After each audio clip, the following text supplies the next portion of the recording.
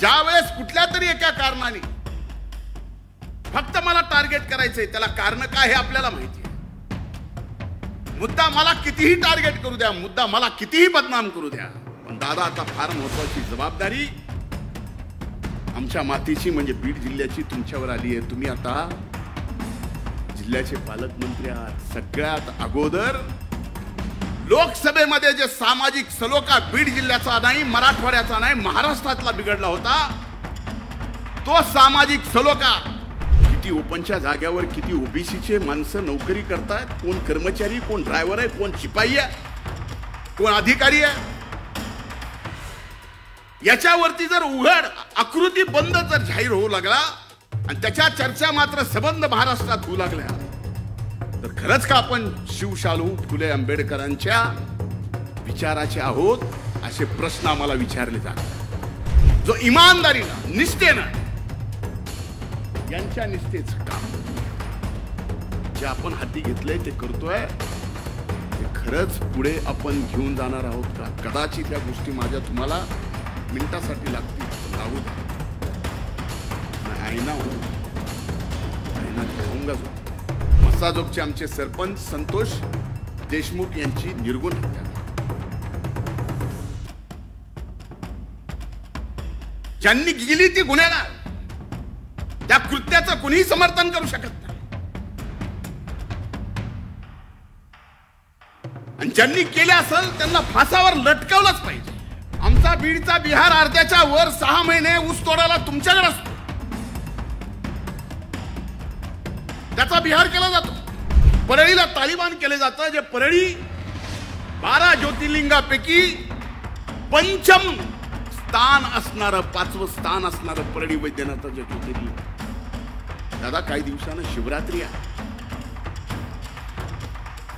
लाखो भाविक या देशातले तिथं दर्शनाला येतात. अशा मीडिया ट्रायलनी अशा सगळ्या एका गावाला एका जिल्ह्याला बदनाम करून अशा जर गोष्टी होत असतील, ह्याच्यातलं नुकसान होणार. अरे आमच्यासारखे माणसं लढणारे, मला माहिती आहे दादा कुठल्या कुठल्या प्रसंगात, माझ्या वाईट प्रसंगात या पक्षाने माझ्या मागे उभं राहिले, मी तर कधीच विसरू शकत नाही. कुणी अंगावर आलं तर आम्ही सुद्धा आमच्या नेत्यासाठी शिंगावर घ्यायचं कमी केलं नाही. दादा तुमच्या हाताला हात धरून तुमच्या सोबत आलो त्यावेळेस त्या गावात आम्ही ज्यावेळेस दगड खाल्ले, 5 वर्ष लागू दिले नाहीत, तुमचा फोटो लावून त्या गावात ग्रामपंचायत राष्ट्रवादी काँग्रेस पक्षाची आली. का? माग बघितलं की आम्हाला लक्षात आहे दादा आहेत. बस कधी कधी आमच्या सारख्याला आता वाटायला लागले, माग बघितल्यावर कोण आहे, आमच्या आम्हीच दचका लागलो. अच्छा, या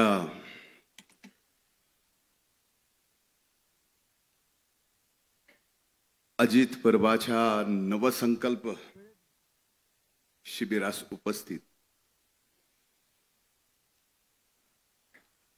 आपले राष्ट्रीय अध्यक्ष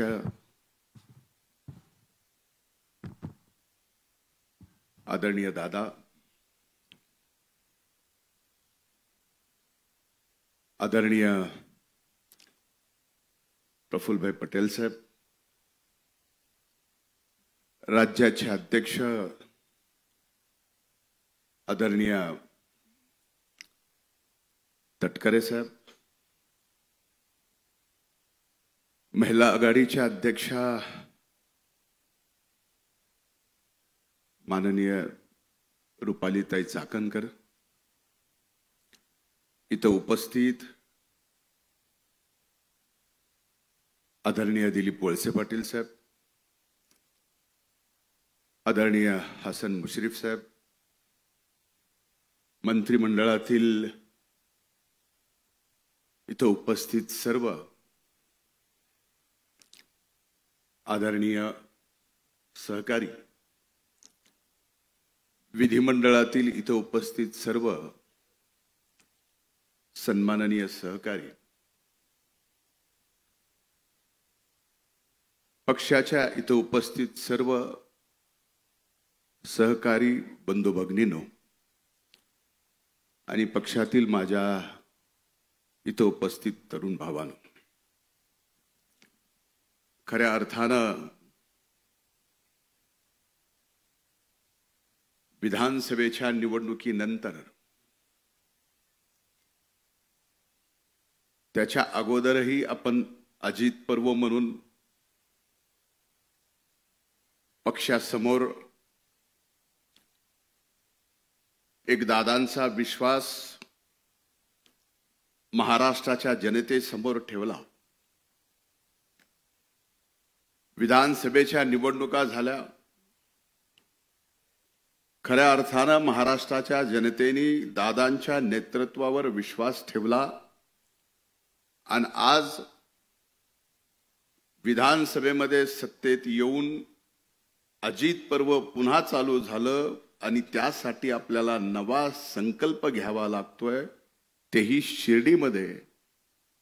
ही एक आगळीवेगळी आपल्यासाठी आनंदाची पण गोष्ट आहे आणि नव्या जबाबदारीची पण ही गोष्ट आहे।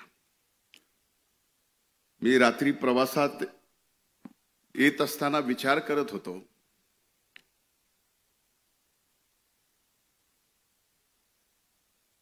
की शिर्डीच्या या बाबांच्या पवित्र भूमीमध्ये ज्यांनी शिकवण श्रद्धा आणि सबुरीची दिली आहे, आपल्या पक्षाने सुद्धा 17, 18, 19 तारखेला या बाबांच्या पवित्र भूमीमध्ये श्रद्धा आणि सबुरीची शिकवण देत असताना काही दिवस अगोदर भारतीय जनता पार्टीने सुद्धा त्यांचं राज्याचं अधिवेशन याच साईबाबांच्या पवित्र भूमीत ठेवलं। तिथं सुद्धा बाबांची तीच शिकवण होती, श्रद्धा आणि सबुरी। सांगायचा मुद्दा एवढाच आहे, महायुतीत सत्तेत आपण आहेत, सत्तेतल्या 2 पक्षांनी शिर्डीमध्ये बाबांच्या या पवित्र भूमीत जिथं श्रद्धा आणि सबुरी शिकवली जाते, तिथं सत्तेत आल्यानंतर पक्षावर निश्चिम श्रद्धा ठेवावी लागते आणि पक्षाच्या नेतृत्वात विश्वास ठेवून सबुरीची शिकवण सुद्धा अंगी घ्यावी लागते। कदाचित हेच कारण असू शकतं म्हणून या शिर्डीच्या बाबांच्या दरबारात आज राष्ट्रवादी काँग्रेस पार्टीचं अजित पर्व एक नवसंकल्प आपल्याला हाती घेण्यासाठी या शिबिरात बोलवलेला आहे। खरं तर मी अनेकदा दादांच्या बाबतीमध्ये, पक्षाच्या विचारांच्या बाबतीमध्ये मी बोलत आलेलो आहे। माझ्यापेक्षा अनेक मान्यवर राष्ट्रवादी काँग्रेस पक्षामध्ये मी या पक्षात यायच्या अगोदरपासून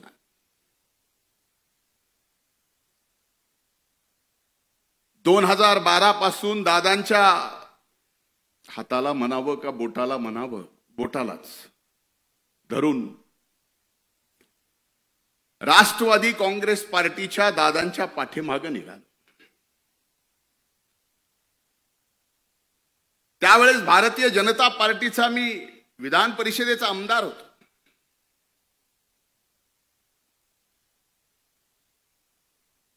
आमदारकीचा राजीनामा द्यायला लावला, राष्ट्रवादी काँग्रेस पक्षाकडून मला आमदार केलं। ती 2013 ची गोष्ट। 2014ला महाराष्ट्रात विधानसभेच्या निवडणुका झाल्या आणि आपलं आघाडीचं त्यावेळेसचं सरकार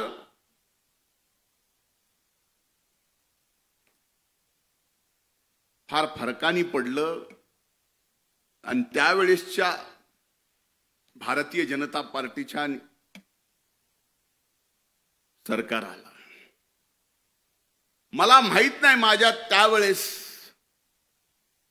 माझ्यासाठी पक्ष म्हणजे त्यावेळेस दादानी मला माझ्यात काय पाहिलं आणि माझ्यावर विधान परिषदेच्या म्हणजे वरिष्ठ सभागृहाच्या विरोधी पक्ष नेतेपदाची जबाबदारी अतिशय कमी वयात माझ्या खांद्यावर टाकली दादा. म्हणूनच आज हा धनंजय मुंडे अजित पर्वच्या नवसंकल्पाच्या या शिबिरात एकदा विरोधी पक्ष नेता म्हणून, 5 वर्षात 2दा मंत्री म्हणून आणि पुन्हा सरकार आले म्हणून तिसऱ्यांदा मंत्री म्हणून या ठिकाणी ताठमानानं उभं राहून बोलू शकतो. ही ताकद दादांची एकदा पाठीमाग उभी राहिली.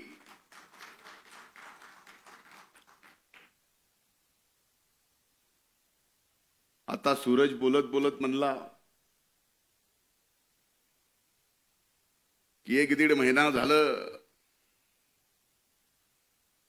टीव्हीवर मी, म्हणजे मी म्हणण्यापेक्षा जिल्हा मी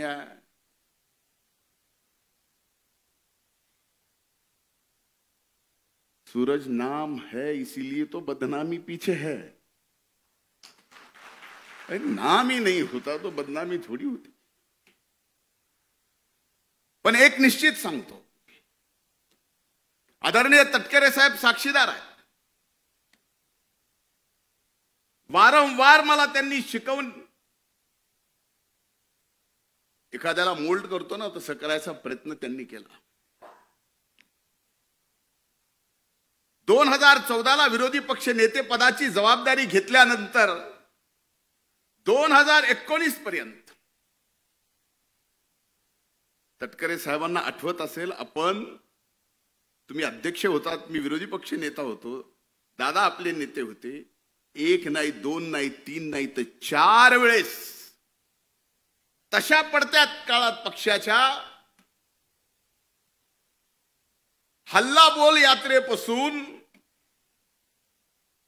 परिवर्तन यात्रेपासून, शिवस्वराज्य यात्रेपासून 4 यात्रा सत्ता नसताना महाराष्ट्रातल्या सामान्य माणसाचे प्रश्न आणि त्या प्रश्नावर आवाज उठून आपण 19च्या निवडणुकीला लढलोत. भलेही तेवढं मोठं यश आलं नाही, पण 14 पेक्षा चांगले आमदार या ठिकाणी निवडून आले. हे मात्र निश्चित राष्ट्रवादी काँग्रेस पक्षाच्या त्या काळातील कष्ट घेणाऱ्या प्रत्येक सहकार्याचा, हे मान्य करायला पाहिजे. आता 19 नंतरचा पुढचा काळ तसा सांगणं कितपत योग्य आहे, पण सांगितला गेला पाहिजे. का सांगितला गेला पाहिजे? अगदी पहाटेच्या शपथविधीच्या बाबतीत, त्याला पहाट म्हणत नाहीत असं दादा नेहमी म्हणतात,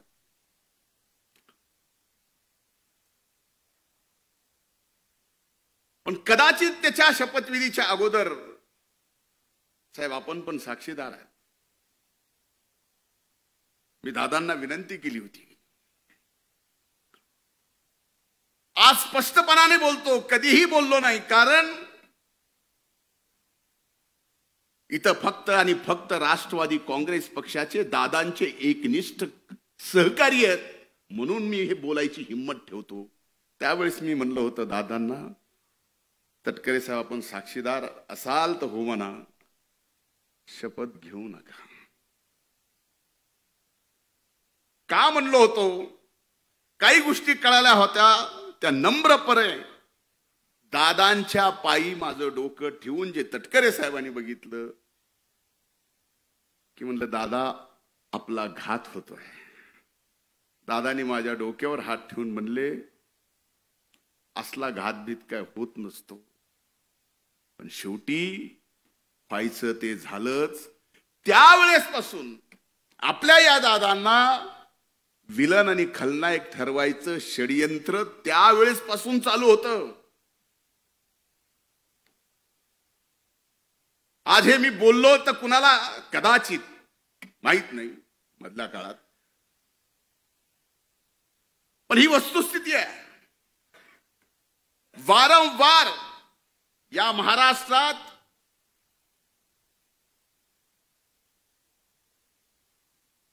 आदरणीय पवार साहेबांच्या नंतर महाराष्ट्रात राष्ट्रवादी काँग्रेस पक्ष प्रामाणिकपणाने पुढे आणण्यासाठी आणि तो पक्ष पुढे आणण्यासाठी नाही तर ती ताकद म्हणून आणि ती ताकद महाराष्ट्रात सत्तेत म्हणून आणायचा प्रयत्न जर इमानदारीनं कुणी केला असेल तर आदरणीय दादांनी केला हे नम्रपणानं मला या ठिकाणी आपल्या सर्वांच्या समोर सांगावंसं वाटतं.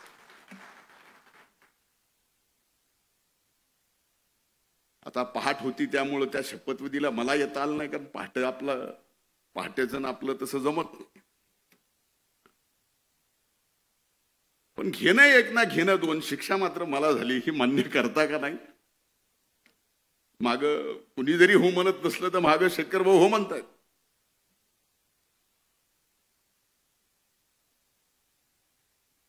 त्यानंतर ज्या वेळेस सर्व राष्ट्रवादी काँग्रेस पक्षाच्या मान्यवर नेत्यांनी ठरवलं की आता आपल्याला भारतीय जनता पार्टी सोबत युती करावी लागते, दादांनी तो निर्णय घेतला आणि आपण सर्वजण दादांच्या पाठीमागे खंबीरपणानं उभं राहिलो. आणि आज खऱ्या अर्थानं अनेक वर्षापासून असा विश्वास एकट्या दादावर असता तर एकट्या राष्ट्रवादी काँग्रेस पक्षाने या महाराष्ट्रात सत्ता दादांच्या नेतृत्वाखाली आणली असती. पण वारंवार दादाच्या चांगल्या कामाला खलनायक ठरवायचं काम करण्यात आलं, त्याचमुळे हे घडलं नाही. लोकसभेची निवडणूक झाली. लोकसभेच्या निवडणुकीत दारुण पराभव झाला. मला अनेक जण त्या राष्ट्रवादी पक्षाचे जुने जाणते नेते येऊन म्हणतात, तू कशाला लोकसभेला वहिनीच्या प्रचाराला आला? त्याच्यामुळं तुला आता बघ विधानसभेत काय होते. जे व्हायचंय ते होईल. मला पक्षाने सांगितलं जा तिथं सभा घे. सभा घेतल्यानंतर त्याचा परिणाम माझ्यावर काय होईल याचा विचार करणारा एवढ्या हलक्या काळजाचा मी राष्ट्रवादीचा आणि दादाचा कार्यकर्ता नाही. आणि माझी विनंती आपल्याला, आपल्यापैकीही कुणी नाही नसणारच, पण हो हे सगळं केल्यानंतर त्याची किंमत मोजावी लागते. मोजावी लागली तरी 72, त्याला कमीपणा नाही. त्याचा राग धरला. जो संकल्प काही जणांना पाडण्यासाठी मुश्रीफ साहेब आहेत,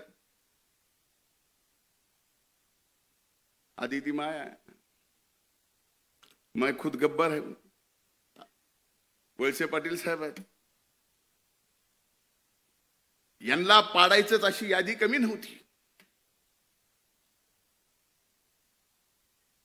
पण पडलं कोणीच नाही. तुम्ही लाखभर मतांना आलात, मी जरा जास्त मतांना आलो म्हणून मला भोगावं लागायला का काय असं मला वाटायला लागले.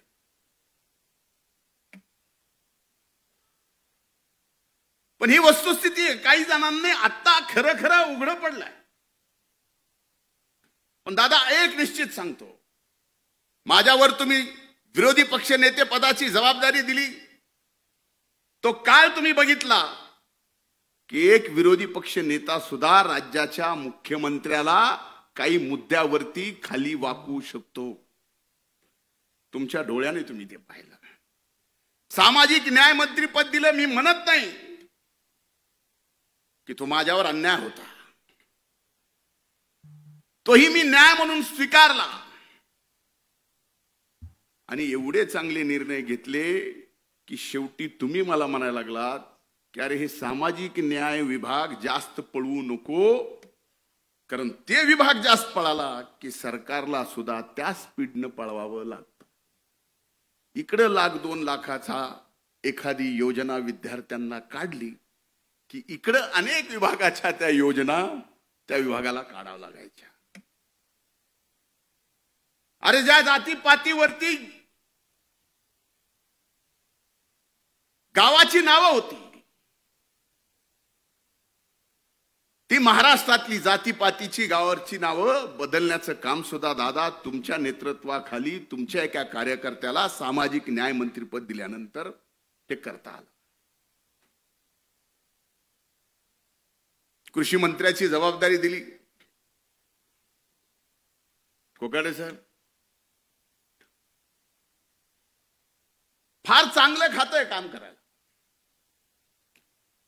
विभाग फार चांगला आहे. आपण सकाळी चांगलं काम करतो. खरंच चांगलं काम. आपण जिम्मेदारी दिली दादा 1 रुपयात या देशात 1 रुपयात पहिलं राज्य आहे ज्या राज्यात पहिलं राज्य आहे महाराष्ट्र ज्या राज्यात 1 रुपयामध्ये पीक विमा योजना आणली.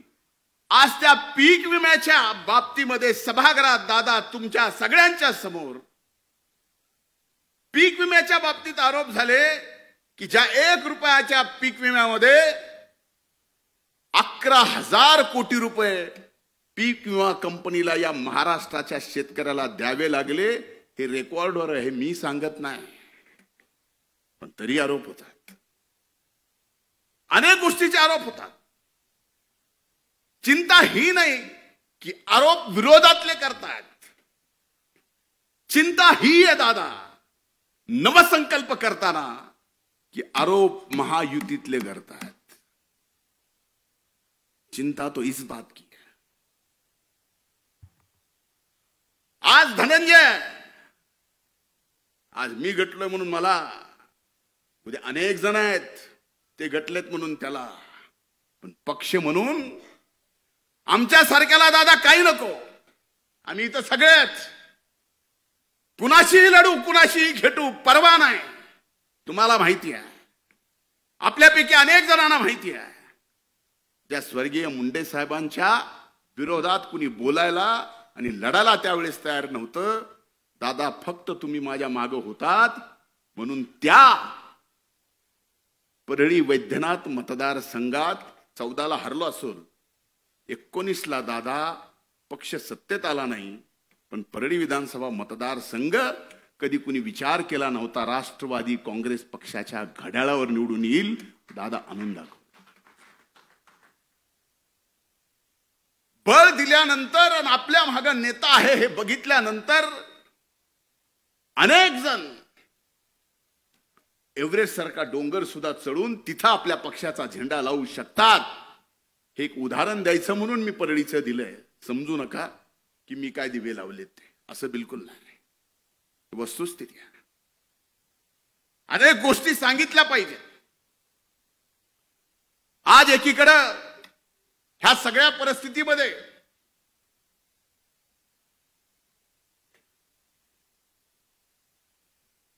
दादानी ऐकावं म्हणून मी थांबलोय. एक नक्की आहे शिर्डीच्या साईबाबांच्या साक्षीने सांगतो की आमच्या बीड जिल्ह्याच्या पालकमंत्री पदाची जबाबदारी आदरणीय दादांनी या ठिकाणी घेतली. अतिशय आनंदाने मी या ठिकाणी सांगतो, तो आनंद या ठिकाणी व्यक्त करतो आणि जिल्ह्यात दादा आपलं स्वागत आहे करतो. यात मीही विनंती केली होती की सद्य परिस्थितीमध्ये अशा जबाबदारीत आपण नसू नये. पण एक गोष्ट मात्र लक्षात घेतली पाहिजे. आज अजित पर्व आहे.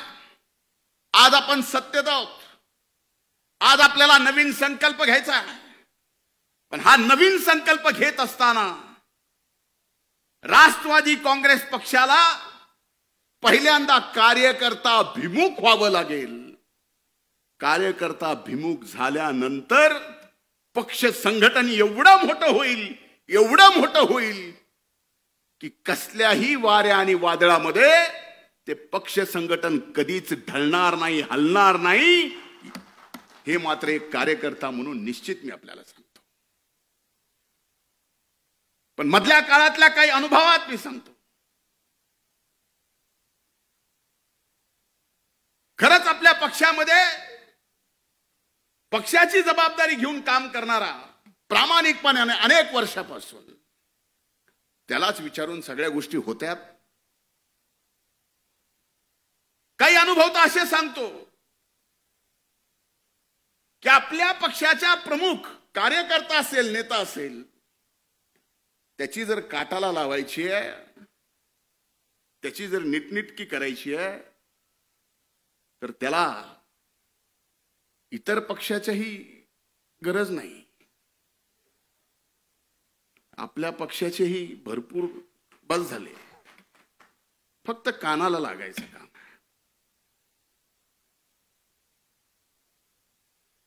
यानी काय होणार आहे? जे दादा तुमच्यासारख्या एका नेत्याने माझ्यासारखा कार्यकर्ता घडवला, भले आज लोक मला नेता समजत असतील, पण माझ्यातला कार्यकर्ता मी मरेल, पण माझ्यातला कार्यकर्ता मी कधीच मरू देणार नाही. त्यावेळेसच नेता जिवंत असतो. त्याच्यातला कार्यकर्ता मेला त्यावेळेस नेता संपला, पक्ष संपला. आणि माझ्यातला कार्यकर्ता मी कधीच मरू देणार. आज अनेक जण लोकसभेच्या प्रचाराचा मी विषय बोलत नाही, पण विधानसभेच्या प्रचारात मला सगळीकडून घेरला असताना मला अभिमन्यू करायचा प्रयत्न केला होता, पण विधानसभेच्या अगोदरच मी सांगितलं होतं की मी अभिमन्यू नाही, मी धनंजय आहे. पण आपल्यापैकी अनेक जण आहेत की हे काम करत असताना सुद्धा आपल्या सगळ्यांच्या प्रचाराला मी इमानदारीने आलो, आणि जेवढं कठोर ज्या पद्धतीने बोलायचं, कोकाटे साहेब आपणही इथं आहात, अनेक जण आहेत. बाबासाहेब पाटील फॉर्म भरायच्या दिवसात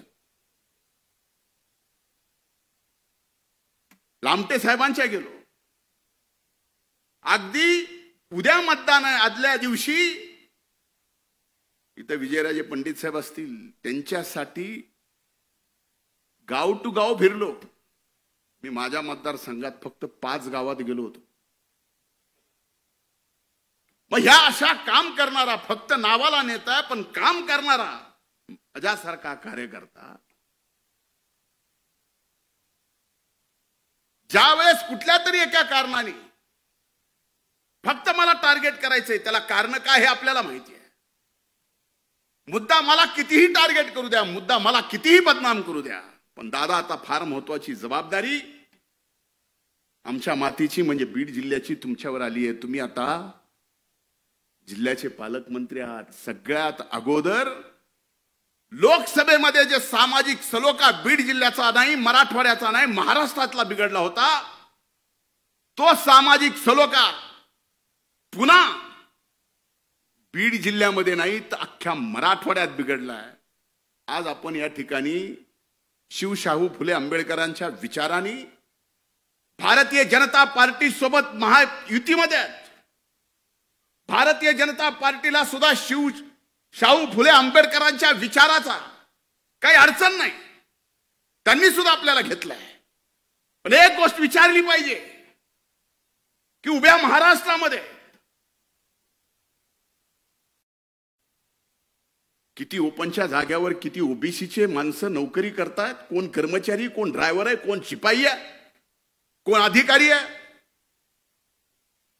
याच्यावरती जर उघड आकृती बंद जर जाहीर होऊ लागला आणि त्याच्या चर्चा मात्र सबंध महाराष्ट्रात होऊ लागल्या, तर खरंच का आपण शिवशाहू फुले आंबेडकरांच्या विचाराचे आहोत असे प्रश्न आम्हाला विचारले जातात. पावला पावलावर प्रश्न आमचे विचारले जातात. याच्यापेक्षा तुम्हाला दादा माहिती आहे, प्रशासन तुमच्या हातून जेवढं मजबूत होतो तेवढं कुणाच्याच नाही. कधीतरी तुम्ही सुद्धा अगदी वरिष्ठ प्रशासनाच्या सर्वांना विचारा की हे जे चाललंय हे बरोबर आहे? यांनी या महाराष्ट्रातला सामाजिक सलोखा व्यवस्थित राहणार आहे? यामुळे शिवशाहू फुले आंबेडकरांचा विचार घेऊ एकमेव आपला पक्ष जो इमानदारीनं निष्ठेनं यांच्या निष्ठेचं काम जे आपण हाती घेतलंय ते करतोय, ते खरंच पुढे आपण घेऊन जाणार आहोत का? कदाचित ह्या गोष्टी माझ्या तुम्हाला मिनिटासाठी लागतील, पण लागू द्या. मैं आईना हूं, आईना दिखाऊंगा जो. पण ही वस्तुस्थिती आहे. कसं तरी लोकसभेच्या निवडणुकीनंतर सामाजिक सलोखा या महाराष्ट्रात विधानसभेच्या निवडणुकीनंतर बदलला, पण पुन्हा कुठलं तरी कारण काढायचं. हो, बीड जिल्ह्यामध्ये मस्साजोगचे आमचे सरपंच संतोष देशमुख यांची निर्गुण हत्या झाली. ज्यांनी केली ती गुन्हेगार, त्या कृत्याचं कुणीही समर्थन करू शकत नाही. आणि ज्यांनी केले असेल त्यांना फासावर लटकवलंच पाहिजे. आज प्रत्येक जाती धर्मात 5-10% गुन्हेगार आहेतच. कुणी उठून सांगावं की हो माझी अशी जात आहे, हो असा माझा धर्म आहे, एकही गुन्हेगार सापडणार नाही. सांगावं.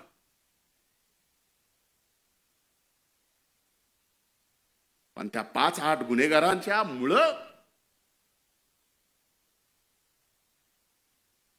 उभ्या महाराष्ट्रामध्ये जर मीडिया ट्रायल होत असेल एका जातीचे, ओबीसीचं, तर लोक आता एवढे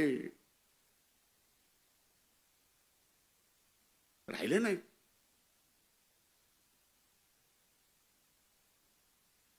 बीडचा बिहार,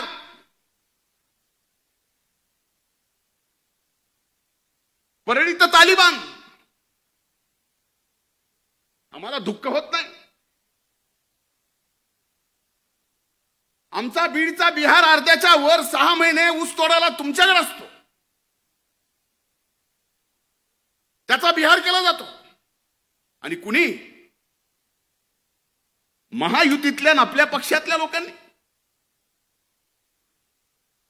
परळीला तालिबान केले जातं, जे परळी 12 ज्योतिर्लिंगापैकी पंचम स्थान असणारं, 5वं स्थान असणारं परळी वैद्यनाथाचं ज्योतिर्लिंग आहे. दादा, काही दिवसानं शिवरात्री आहे. लाखो भाविक या देशातले तिथं दर्शनाला येतात. अशा मीडिया ट्रायलनी, अशा सगळ्या एका गावाला, एका जिल्ह्याला बदनाम करून अशा जर गोष्टी होत असतील, ह्याच्यातलं नुकसान कुणाचं आहे? भले आम्ही राजकारणात राहू नाही, संपू, पण पिढ्याना पिढ्या पुढच्या तुम्हा मला कधीच विसरणार नाहीत. ही काय करून ठेवते? माझे हात जोडून त्या बाबतीतली विनंती आहे. अरे आमच्यासारखे माणसं लढणारे, मला माहिती आहे दादा, कुठल्या कुठल्या प्रसंगात, माझ्या वाईट प्रसंगात या पक्षाने माझ्या मागे उभं राहिले. मी ते कधीच विसरू शकत नाही, मरेपर्यंत विसरू शकत नाही. मेल्यानंतर माझी अग्नी दिली तर त्या अग्नीतला धूर सुद्धा तुमच्या उपकाराची परतफेड करू शकत नाही दादा, मला माहिती आहे. असे प्रसंग कुणावर आले नाहीत. आणि असे प्रसंग कुणावर आले तर आमच्यासारखे कार्यकर्ते सुद्धा कुठे थांबले नाहीत. कुणी अंगावर आलं तर आम्ही सुद्धा आमच्या नेत्यासाठी शिंगावर घ्यायचं कमी केलं नाही. आत्ताच्याच प्रसंगात एक गोष्ट तुमच्या सगळ्याच्या समोर आली की मी मुंबऱ्याला नजीब मुल्ल्याच्या प्रचाराला का आलो, म्हणून ते सगळं चाललंय. ह्या सगळ्या गोष्टीचा विचार होणं आवश्यक आहे. आमच्या सारख्यानं एक लहान मतदारसंघ ज्यावेळेस पक्षासाठी बांधला, लहान, ज्या गावामध्ये दादा तुमच्या हाताला हात धरून तुमच्या सोबत आलो त्यावेळेस त्या गावात आम्ही ज्यावेळेस दगड खाल्ले 5 वर्ष लागू दिले नाही तुमचा फोटो लावून त्या गावात ग्रामपंचायत राष्ट्रवादी काँग्रेस पक्षाची आणली का माग बघितलं की आम्हाला लक्षात यायचं दादा आहेत बस कधी कधी आमच्या सारख्याला आता वाटायला लागले माग बघितल्यावर कोण आहे आम्हीच दचकाय लागलो पण आता ही वेळ नाही सांगायचा हेतू एवढाच आहे मी आपल्यापेक्षा अनुभवाने प्रचंड लहान आहे कधी कुणाला वाटतं मी सिरियस नाही चुका काढायच्याच ठरल्या टीकाकार व्हायचंच ठरलं तर माझ्यासारखं टीकाकार कुणीच होऊ शकत नाही प्रत्येकाच्या अंगी आहेत माझ्या असू शकतात पण आज जर दादांच्या अथक परिश्रमातून आपल्या सर्व मान्यवराच्या अथक परिश्रमातून पुन्हा महायुतीत आपण सत्तेत आलो असोल आणि आपल्याला जर नवसंकल्प हाती घ्यायचा असेल तर कार्यकर्त्याला ताकद देताना त्या कार्यकर्त्यावर तेवढाच विश्वास सुद्धा ठेवला पाहिजे जेवढा विश्वास आमच्या नेत्यावर अविश्वासाने मजबूत संघटन उभं राहू शकत नाही राहू शकत आणि एकदा का विश्वास टाकला मी आपल्याला सांगतो तुमच्यासाठी आपल्यासाठी अजित पर्व हे आत्ता चालू झालेला असेल आम्ही अनेक वर्षापासून स्वप्न जसा दादांच्या सोबत आलोय तसा नवसंकल्प आपण काय घेऊन जातोय माझ्या दृष्टीने आपण पक्ष महाराष्ट्रात मजबूत करणार नोंदणी करोडाची करणार ती कशी काय हे सगळं आपल्याला माहिती आहे पण आजची राजकीय परिस्थिती पाहिली आणि येणाऱ्या 5 वर्षानंतर आपण जर येणाऱ्या 5 वर्षाच्या राजकीय परिस्थितीचा आजपासून अंदाज बांधायला लागलो तर हो नक्कीच या महाराष्ट्रात दादांच्या नेतृत्वाखाली हा राष्ट्रवादी काँग्रेस पक्ष 1 नंबरचा पक्ष होऊ शकतो माझं आज हे बोलणं कदाचित तुम्हाला काही पण बोलायला असं वाटतं होऊ शकतो आणि त्याची पहिली परीक्षा काय आता आदरणीय मुश्रीफ साहेबांनी सांगितलं पावसाळ्याच्या आत महानगरपालिका नगरपालिका पंचायत समिती जिल्हा परिषदेच्या निवडणुका आहेत पक्ष कधी आमदारकी खासदारकीसाठी कुठल्याच कमी पडला नाही पण आज पक्षाच्या वतीनं मी आपल्याला सांगतो की या नगरपालिकेच्या महानगरपालिकेच्या पंचायत समितीच्या जिल्हा परिषदेच्या तुमच्या निवडणुकीला सुद्धा हा पक्ष कुठंच कसाच कसल्याच अर्थानं कमी पडणार नाही पण आपल्याला जिंकायचंय हा नवसंकल्प आहे पहिला आणि ह्याच्यात आपली ताकद दिसली तर पुढे बघा सर्व गोष्टी मला इशारा आला इशारा एक ही जन मुझे दे सकता है